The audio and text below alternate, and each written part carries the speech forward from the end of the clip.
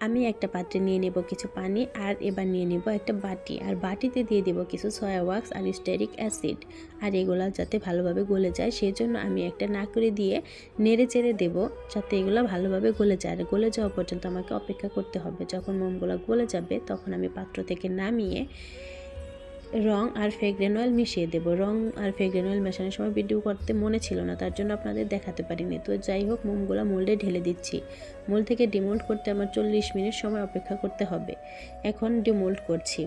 এখন আমি যেটা ডিমোল্ড করছি সেটা হচ্ছে ডেজি ক্যান্ডেল। দেখেন আমার ক্যান্ডেলটার কী অবস্থা। আমি যখন ক্যান্ডেলটা রেখে গিয়েছিলাম আমার ছেলে আগে থেকে এসেই ক্যান্ডেলটা ভেঙে ফেলেছে, তার জন্য এই অবস্থা। দেখা যাক বাকি দুইটা ক্যান্ডেলের কী অবস্থা।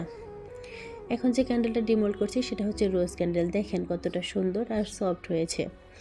এবার আমি আপনাদের ডিমোল্ড করে দেখাবো পিওনি ফুলের ক্যান্ডেল। জানি না ক্যান্ডেলটা কেমন হয়েছে, তবুও আশা রাখছি যে ভালো হয়েছে। দেখা যাক আমার এই ক্যান্ডেলটা কেমন হয়েছে।